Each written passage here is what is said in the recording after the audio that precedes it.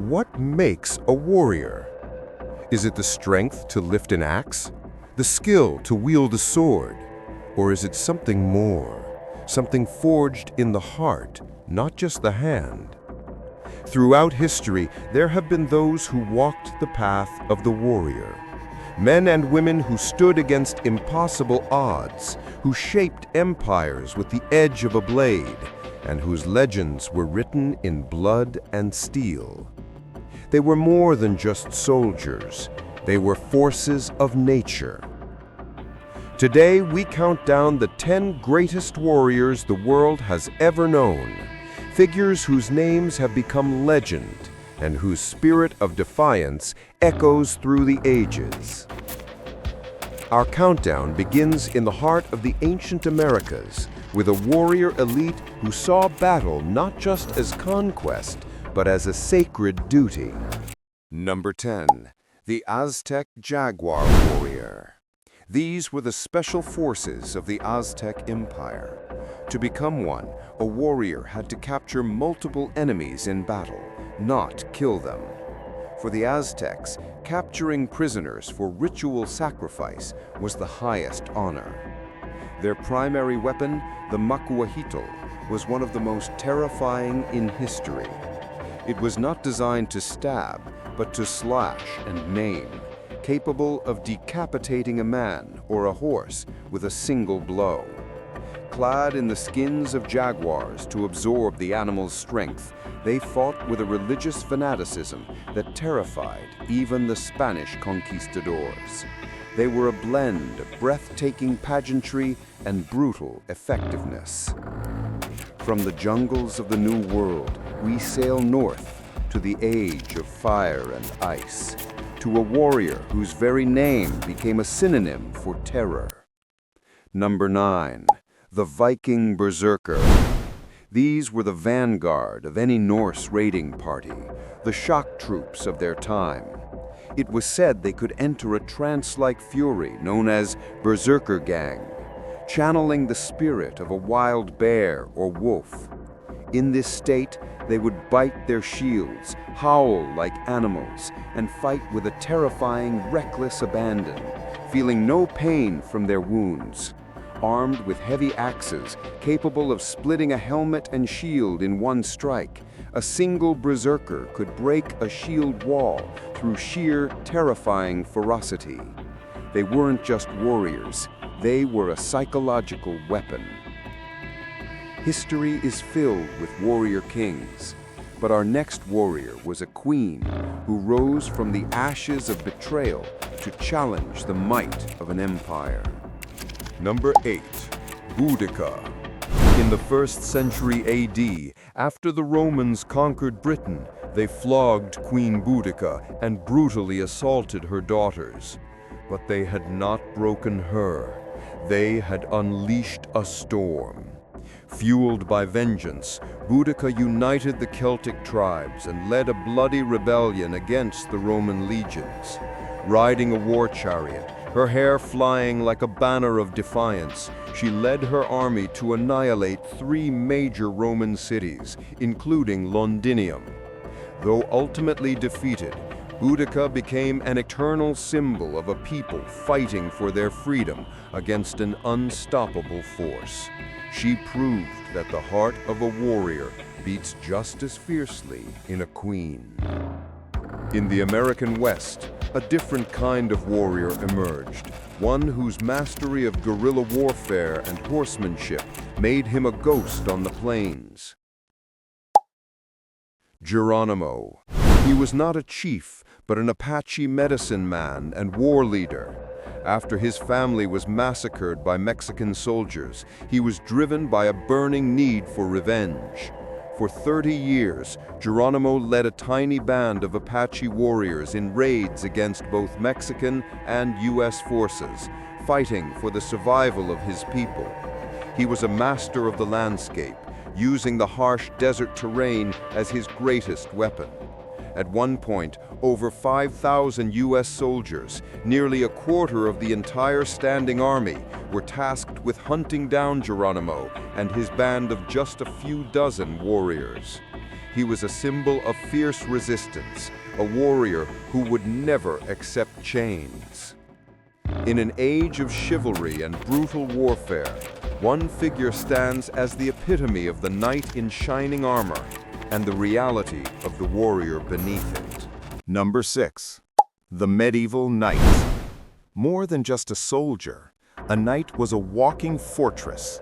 Encased in up to 60 pounds of master-crafted steel plate, he was nearly impervious to swords and arrows.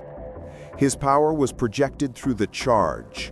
On a massive warhorse, the knight was the medieval equivalent of a tank, capable of shattering enemy formations with a single thunderous impact.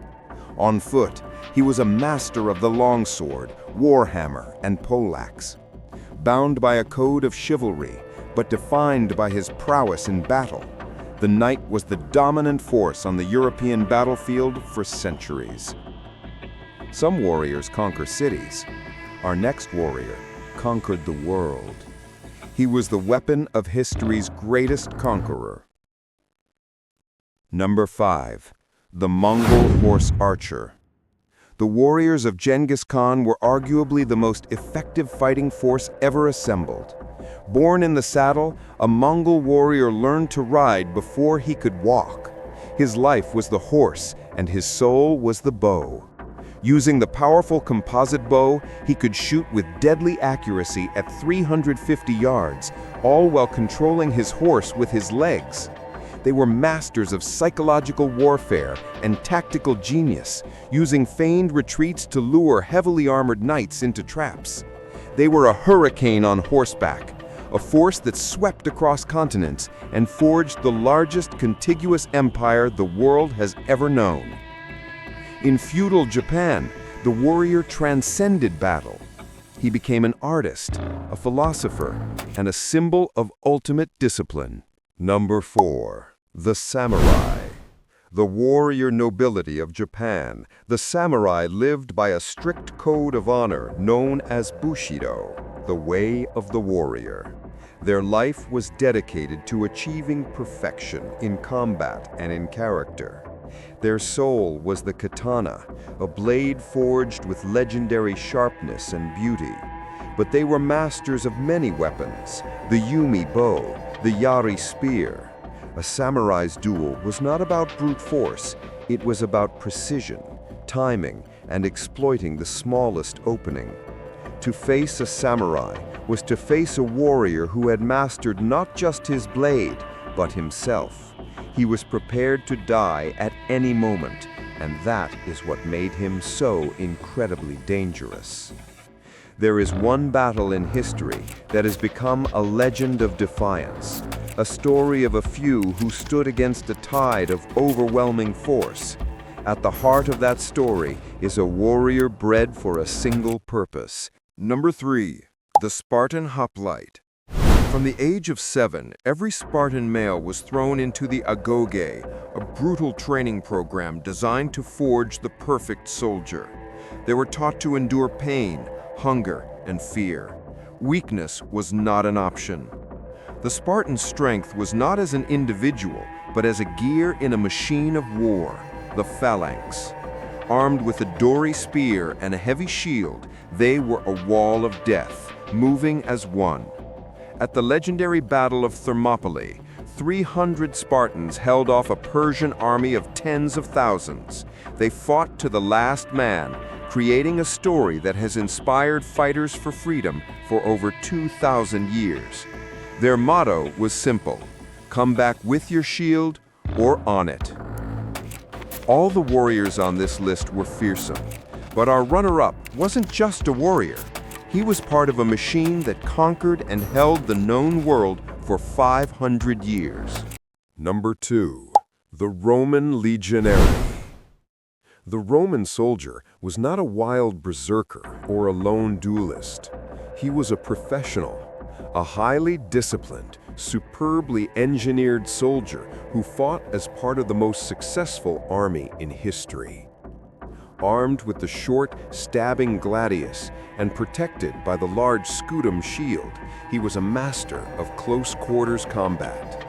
The legion was a versatile tool of conquest.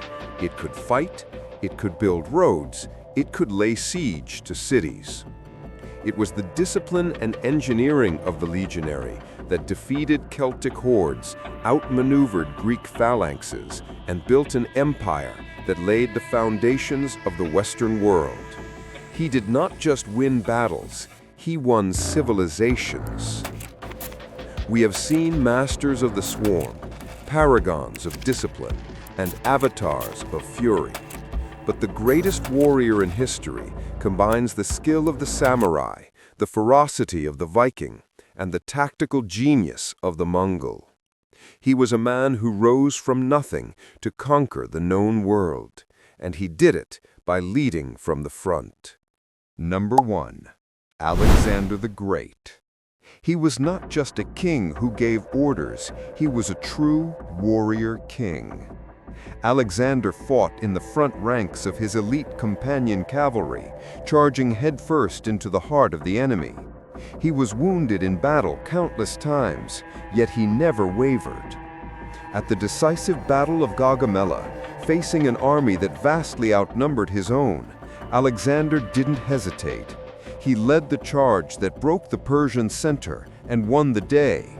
He was a military genius who never lost a single battle, a leader who inspired such loyalty that his men would follow him to the ends of the earth.